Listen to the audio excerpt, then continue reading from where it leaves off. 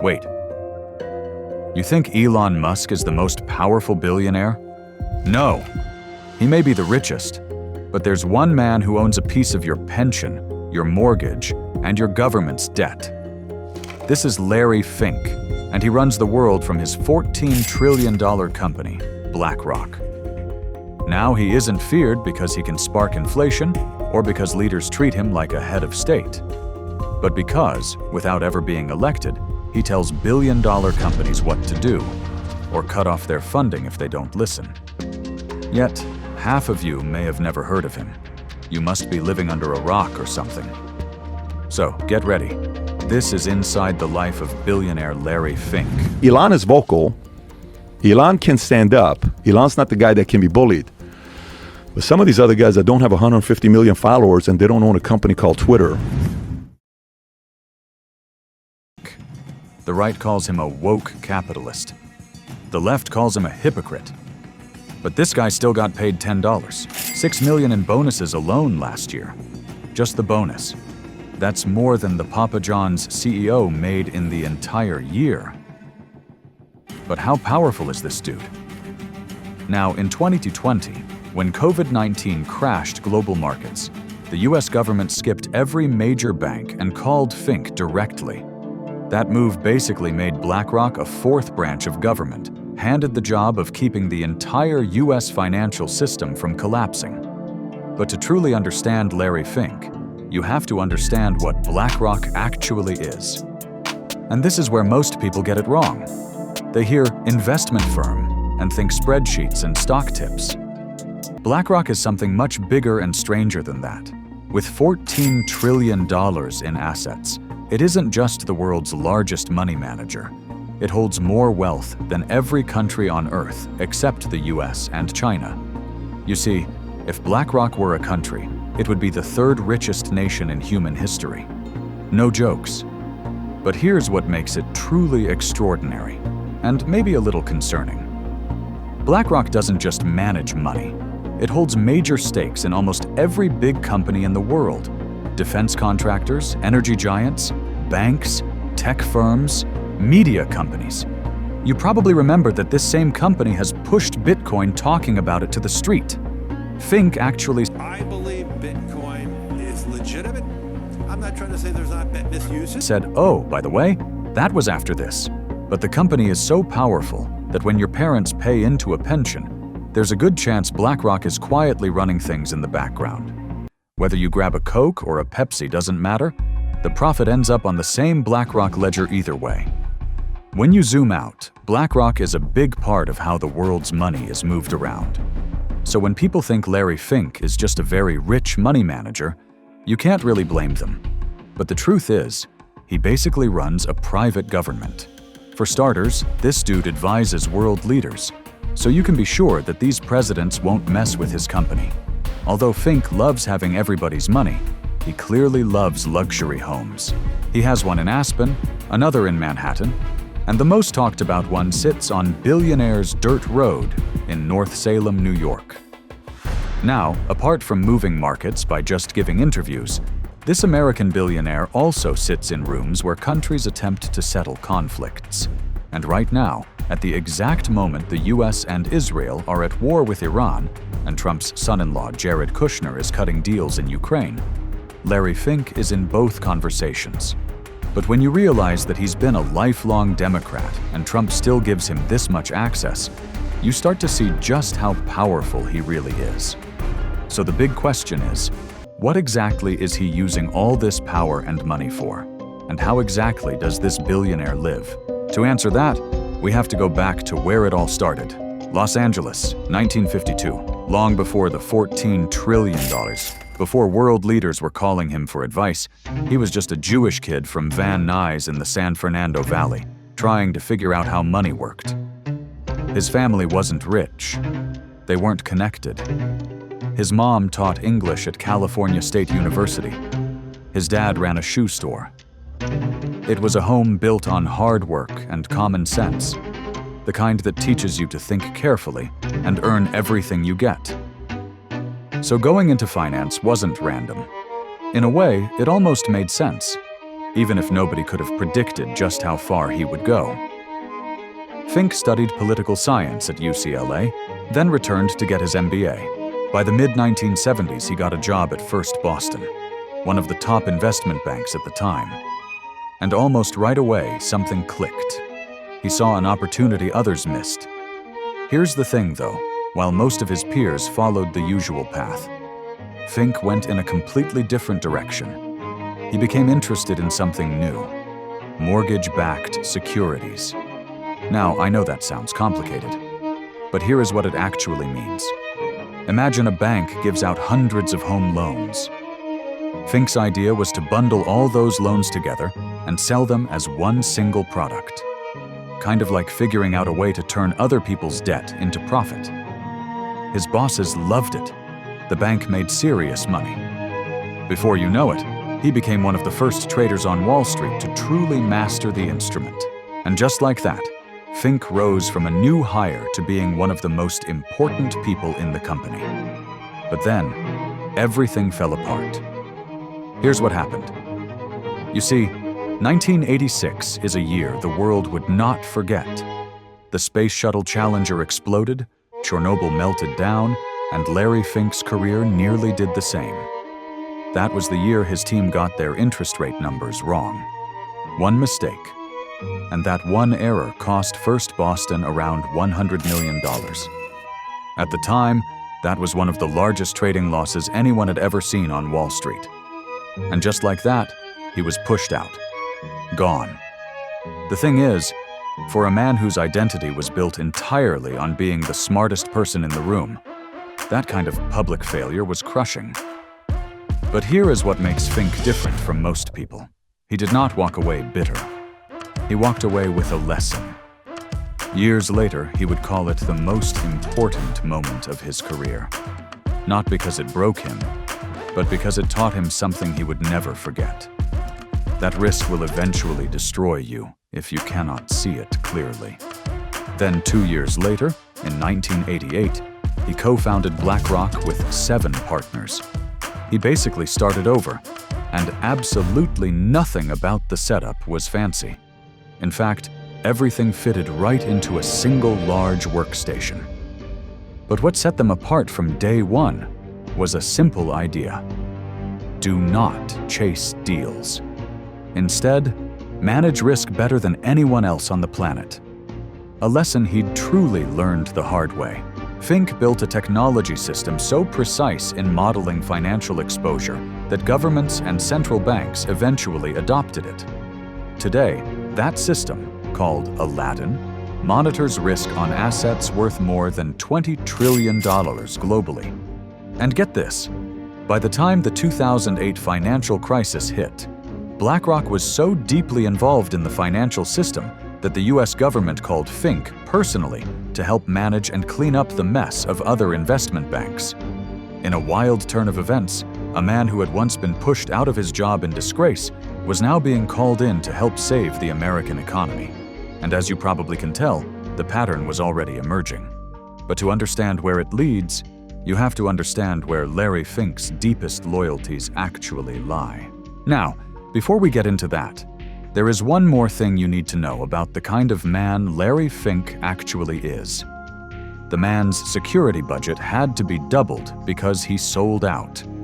For years, he was the loudest voice in global finance on climate change. He lectured CEOs. He championed ethical investing.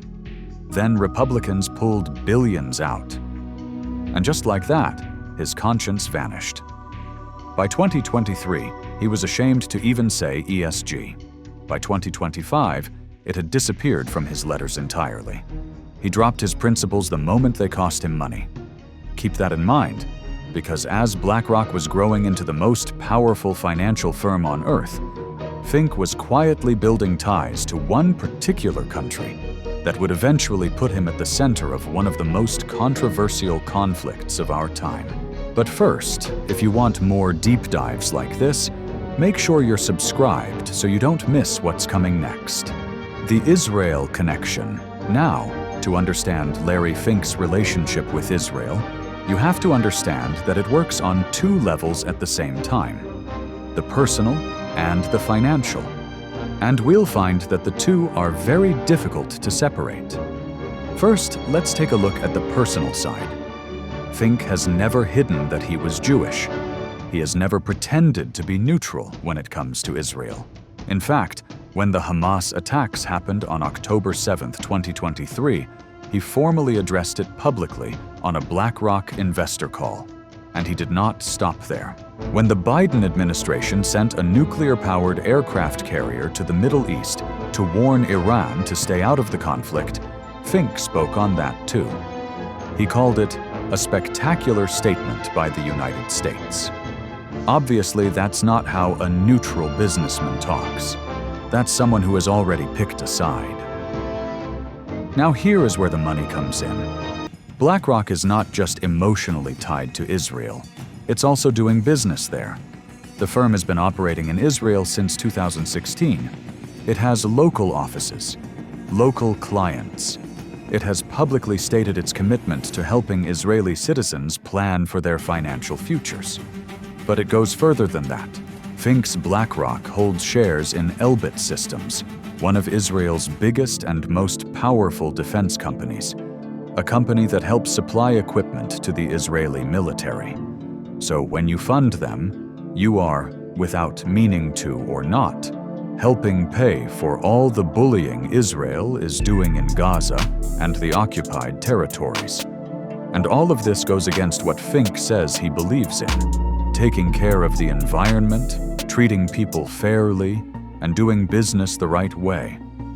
But BlackRock owns shares in defense companies all over the world. And Fink would tell you he is simply doing his job, trying to get the best returns for the people and governments who trust him with their money. But it doesn't take a lot to see through that. You see, in different countries, people have started campaigns against the government to pull out their money from BlackRock. And that totally makes sense, right? Just look at the time BlackRock executives were invited to the UK to meet with Prime Minister Keir Starmer. Critics pointed out that Fink had spent months publicly supporting Israel during an active war and shouldn't be meeting government leaders about deals. But as you would expect, the kind-hearted leftist billionaire who claimed to care about ordinary people had nothing to say about all this, which, if you think about it, says everything. This dude was pulling money from Norway's pension funds, from Saudi government investment funds, from African institutions, and from everyday Americans saving for retirement, to fund companies linked to conflicts in Yemen, Sudan, and Palestine, but claims not to be involved with politics. But hold on. Did you know he was also in bed with America's rival, China? While Fink was publicly cheering the US-Israeli military alliance, his firm was investing at least $1.9 billion of ordinary Americans' retirement savings into Chinese companies building fighter jets and nuclear weapons for the People's Liberation Army. Companies linked to human rights concerns. Companies officially blacklisted by the US government. And the most disturbing part? It was not illegal. BlackRock broke no law. They just took your pension money and put it to work for America's biggest military rival. But here's where it gets good. There was a period where Larry Fink was acting like he owned the world. Because honestly, he kind of did. And then he got humbled. Trust me, you're going to enjoy this. So, at one point, Fink pulled off his biggest public stunt by flexing his power over some of the biggest CEOs in the world: Apple, Goldman Sachs, Boeing. And it was obvious that with one nod from Fink, these companies could lose billions in investment. Starting in 2012, Fink began sending an open letter every January to the CEOs of the largest companies in the world. A letter that told the most powerful executives on Earth what he expected from them. And because BlackRock owned shares in almost every major company, meaning Fink could vote those shares at shareholder meetings, CEOs knew ignoring him was a risk they could not afford to take. In 2018, he was still acting nice when he told these companies that they needed to have a social purpose beyond just making a profit. But by 2020, the power had gone to his head. He had gotten so used to calling the shots that he figured he could start telling the world's biggest companies what to believe, and nobody would dare push back. First, he instructed companies that they needed to start reporting their climate risks, or BlackRock would vote against their leadership. Not lobby for a law, not petition the government. He just told them directly, and companies started complying. Shell, BP, JP Morgan. Companies that had resisted climate pressure for decades suddenly began publishing detailed climate reports. Not because Congress passed a bill, not because a president signed an executive order, but because Larry Fink sent a letter in January. Typically, a democratic government would need votes, debates, committees, elections, and years of process to change how a corporation behaves. But Larry Fink, being the final boss, just said, "Yeah, I'll send a letter." Now, by 2022, his letters had become the most anticipated documents in global finance. When Fink published, governments responded. The European Union cited his climate position in policy discussions. The Bank of England referenced BlackRock's framework in its own financial stability reports. The dude would sit in his office on 52nd Street and pull off a stunt that no elected official in the world could do. But then the backlash came. This blacklist of companies that they deemed to boycott the fossil fuel Now, Republican politicians started calling BlackRock's climate focus an attack on the fossil fuel industry. States like Texas, Florida, and Oklahoma pulled billions of dollars out of BlackRock funds. They were like, Fink is just one guy who was already using ordinary people's pension money to make more money. Trillions, in fact. But they won't keep quiet and watch him push a political agenda that nobody had asked him to push. And honestly, it was hard to completely disagree with that. Because whether you believed in his agenda or not, the truth is, nobody had elected him. Nobody could vote him out.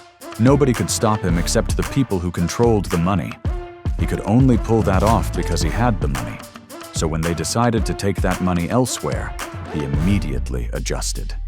For years, he'd sounded deeply committed to climate change and ESG until the money moved. Almost overnight, the language started shifting. ESG began quietly disappearing from his letters. Climate rhetoric softened. And recently, BlackRock was removed from the blacklist that Fink's ego put the company in. A movement in Texas. They were removed from the list because they rolled back some of the ESG policies that got them there to begin with. So they've pulled out of the Net Zero Asset Managers Initiative. They stepped back from the Climate 100 Plus program. What's hilarious about all this is that Fink himself has now turned his back on all of it. He recently called the whole thing a woke era and said it turned out to be a failed experiment. Do you believe the woke era a failed experiment? But this guy has been very invested in wars. In December 2025, a photograph showed up online. In it, Jared Kushner is sitting in a room with Ukrainian President Volodymyr Zelensky and U.S. Treasury Secretary Scott Bessent. And there on a screen, dialing in remotely, is Larry Fink. Now, who is Kushner? He is Donald Trump's son-in-law. This dude runs a private investment firm called Affinity Partners, which by the end of 2025 was handling around $6.2 billion. A big chunk of that money came from Middle Eastern governments. Saudi Arabia alone paid him around $87 million in fees. Members of Congress have demanded he open his books. So here you have one guy using family connections to get rich off wars. Now picture one of the most powerful investors alive sitting in that same room. People like that don't show up unless there is something in it for them. You see, by all accounts, Fink seems like a decent man in his personal life. He married his high school girlfriend in 1974 and has never left her side. Through the $100 million disaster, through the financial crisis, through everything. Over 50 years together. But something inside this man pushes him to keep going. Past $1 trillion, past $10 trillion, all the way to $14 trillion. And that same drive might make him willing to bet on wars, on real people, on lives, just to add more to the pile.